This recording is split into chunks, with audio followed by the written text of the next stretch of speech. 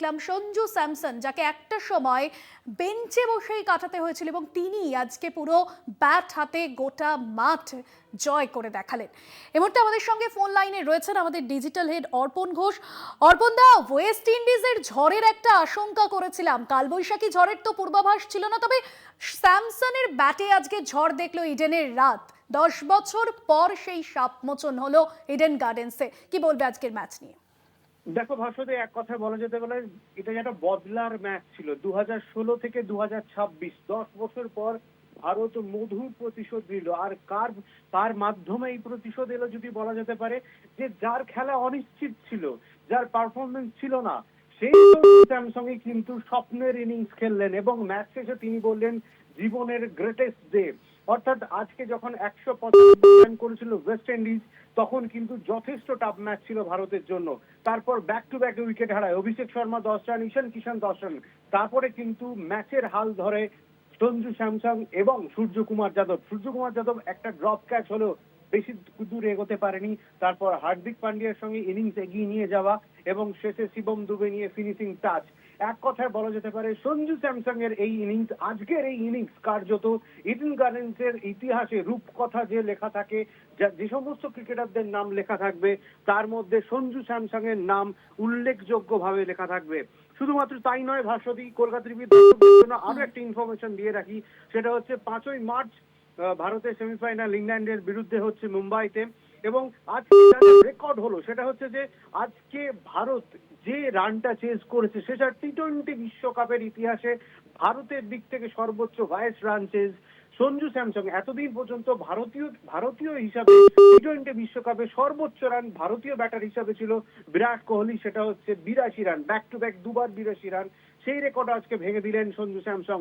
50 বলে 97 রানের not out innings খেলেছেন সঞ্জু স্যামসং, দানবীয় ইনিংস। একদম বলা যেতে পারে যে এই ইনিংস ভারতীয় ক্রিকেটের ইতিহাসে স্বর্ণাক্ষরে লেখা থাকবে। এবং আজকে যে ভারত সেমিফাইনালে উঠলো টি-20 বিশ্বকাপের ইতিহাসে, এই নিয়ে ছবার এই ভারত সেমিফাইনালে উঠলো, যেটা এক প্রকার নয়া রেকর্ড। এর আগে এই রেকর্ড ছিল ইংল্যান্ডের। সব মিলিয়ে বলা যেতে পারে ইডেন গার্ডেন্স আজকে উজাড় করে দিয়েছে ভারতীয় ক্রিকেটকে। শুধুমাত্র তাই নয়, আজকে আমরা প্রথম থেকে বলে আসছিলাম যে আজকে যে ম্যাচটা সেটা ওয়েস্ট ইন্ডিজ শুধুমাত্র ভারতের বিপক্ষে খেলবে এমনটা নয়, কিন্তু ইডেন গার্ডেন্সের দর্শকদের বিরুদ্ধেও কিন্তু খেলতে হবে ওয়েস্ট ইন্ডিজকে। সেটাই আজকে পরোক্ষে প্রতি মুহূর্তে প্রতি বলে ইডেন গার্ডেন্সের দর্শক বুঝিয়ে দিয়েছেন। তারা প্রত্যেকবার যেভাবে চিয়ার আপ করেছে ভারতীয় টিমের জন্য, সেটা এক কথায় অনবদ্য।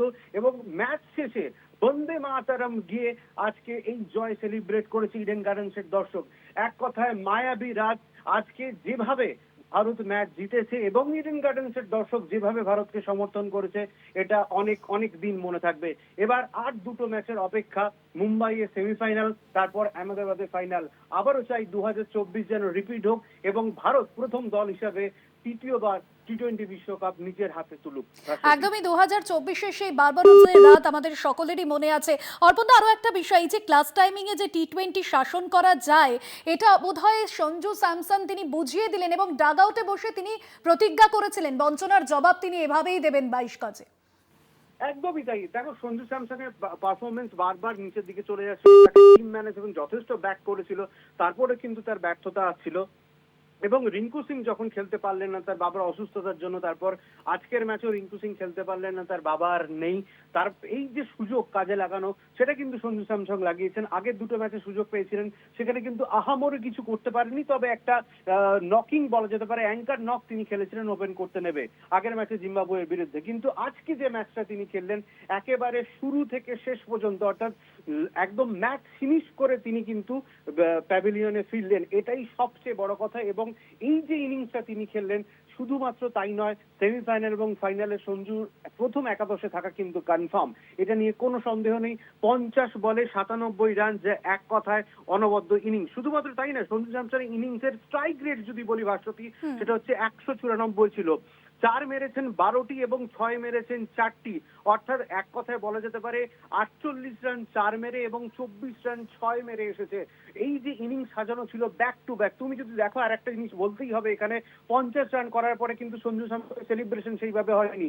তারপর যে দুটি বল তিনি খেলেছেন প্লে ডাউন করেছেন, প্লে করেছেন, আস্তে আস্তে আবার একটা নতুন ইনিংস শুরু করেছেন। অর্থাৎ তার যে দায়িত্বটা ছিল যে 50 করেই আমার কাজ শেষ হয়ে যায়নি, ম্যাচ শেষ করা তার দায়িত্ব, এবং সেটা করেই তিনি ভারতীয় ড্রেসিং রুমে ফিরেছেন, যে এক কথায় অনবদ্য বলা যেতে পারে। ভাস্বতী, একদমই, অনেক ধন্যবাদ জানাবো অর্পণ দা তোমাকে। ডিজিটাল হেড অর্পণ ঘোষ ছিলেন ফোন লাইনে।